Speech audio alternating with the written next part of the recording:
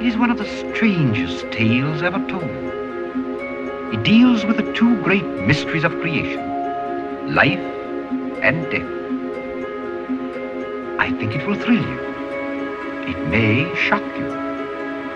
It might even horrify you. So if any of you feel that you do not care to subject your nerves to such a strain, now is your chance to, we've warned you. Pendant les années 30 et 40, les films d'horreur étaient extrêmement populaires. Ce sont 2 décennies qui sont encore aujourd'hui considérées comme l'âge d'or de l'horreur et qui ont donné naissance à tous les classiques. Frankenstein a ouvert la voie en 1931 et a imposé les codes que des milliers de films vont respecter par la suite. Ici, la lumière rappelle l'encore jeune technique de l'expressionnisme en donnant un air irréel au décor, et la créature ne se limite plus aux monstres sanguinaires, mais possède sa propre psychologie et des sentiments. Quelques mois plus tard arrive Dracula, I am Dracula. incarné par le mythique Bela Lugosi, et les 2 années suivantes seront marquées par The Mummy et The Invisible Man. Et en 1935 sort The Bride of Frankenstein, l'une des meilleures suites de l'histoire du cinéma. Malheureusement, la Deuxième Guerre mondiale viendra freiner le genre dans son élan, et même si les années de guerre permettront quand même à quelques nouveaux films de voir le jour, comme The Wolfman en 1941, la deuxième moitié de la décennie va mettre en hibernation le cinéma d'horreur classique. C'est l'origine de la peur elle-même qui va se voir modifiée. Ce qui était alors un simple moyen de divertissement a soudainement permis à des millions de personnes d'assister aux horreurs de la guerre moderne. Le cinéma était désormais un vecteur de peur et de haine, et les films de propagande étaient monnaie courante. En quelques années seulement, la psychologie qui accompagne l'horreur au cinéma change radicalement. Comment est-ce qu'un vampire ou une momie peuvent encore faire peur quand les pires atrocités sont commises par l'homme et que l'on devient spectateur de cette violence ?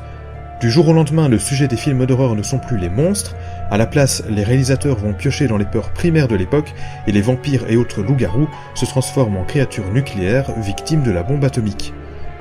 Bien sûr, le plus connu est Godzilla, imaginé par les Japonais qui restent aujourd'hui encore les plus grandes victimes du nucléaire. Mais bien d'autres monstres suivront avec l'araignée, les fourmis et même le calamar, tous en version XXL bien entendu.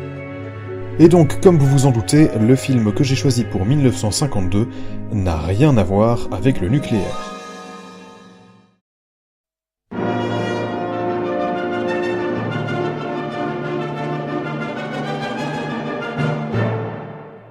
En fait, Universal Pictures voulait justement revenir à un film d'horreur classique, avec tous les clichés du château lugubre, du seigneur démoniaque et des squelettes dans tous les coins, à une époque qui était dominée par un autre genre de cinéma. C'était un peu une dernière tentative de leur part pour voir si le genre était encore populaire, ou s'il devait impérativement évoluer vers autre chose et rejoindre les rangs des films de créatures atomiques ou d'extraterrestres. Le scénario est plus un prétexte qu'autre chose pour redonner vie à ce style de cinéma et confronte un gentleman anglais du nom de Burton au propriétaire d'un château au beau milieu de la forêt noire, le comte von Bruno. If the Count did do away with your friends, wouldn't you be the next on his list? I dare say I would. That's why I've chosen to strike first. He doesn't even know that Ronald Burton has returned from Africa. I have that advantage. Le comte est un taré sanguinaire qui passe son temps à maltraiter les animaux, sa femme qui est victime d'un mariage forcé avec lui, et qui s'entraîne de temps à autre à son rire démoniaque.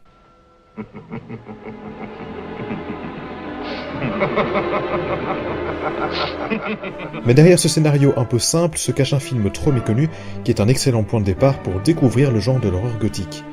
Tout est fait pour rappeler la grande époque, et même si on y perd le monstre au profit d'une histoire plus humaine, on y gagne en modernité en oubliant certains aspects du cinéma des années 30 qui n'auraient plus fonctionné en 1952. Par exemple, le film joue avec le spectateur dès le début en lui présentant les cadavres des 2 héros. C'est en fait une scène de la fin du film qui vous permet de jeter un œil dans le futur et donc de vous conditionner maintenant que vous savez que quoi qu'il arrive, quelles que soient les actions des personnages, ils se retrouveront dans cette situation. Why didn't they close them? It's customary. It's almost as if he were alive. Alive? Of course I'm alive! Fender, help me! You've got to help me! I'm not dead! C'est un excellent moyen de débuter un film et ça vous plonge directement dans l'ambiance. Mais la particularité du film, c'est que pour ce dernier essai de la part de Universal, 2 acteurs de légende se sont prêtés au jeu. Premièrement, Lon Chaney Jr., qui n'était autre que de Wolfman, et qui aura aussi incarné la momie dans les suites du film original. Et surtout le grand Boris Karloff, alias le monstre de Frankenstein lui-même. Avec de tels monuments du cinéma d'horreur, les espoirs étaient grands, mais malheureusement Chaney est sous-utilisé dans le rôle d'un servant muet, là où Karloff s'en sort un peu mieux avec le rôle de médecin du château, qui aidera plus tard nos héros à s'échapper. Quant au noir et blanc, il ne fait pas du tout ici l'imitation technique, mais renforce plutôt cet aspect hommage au vieux film, et permet au réalisateur de jouer sur la lumière dans les décors. Aujourd'hui, quand cette technique est utilisée, c'est souvent pour un simple effet de style, mais c'est bien plus difficile de faire un bon travail en noir et blanc qu'avec la présence de couleurs, puisque vous êtes restreint dans votre réalisation et que soudainement le travail de la lumière est beaucoup plus important. Bref, The Black Castle, c'est la preuve que tous les films n'ont pas besoin de révolutionner le genre pour être de bons films. On y retrouve cette ambiance de château hanté, même s'il n'y a aucun élément surnaturel au final, et on a un casting qui fonctionne parfaitement avec un acteur principal qui me rappelle beaucoup Roger Moore dans ce rôle de James Bond. Are you looking for something? Yes, I am. I'm afraid this will sound rather silly, but I was looking for the Count. I seem to have got lost. The Count? Yes, I know, but it's the truth. I was diverted by this cupboard. Ever since I was a small boy, cupboards have fascinated me. I can't resist them.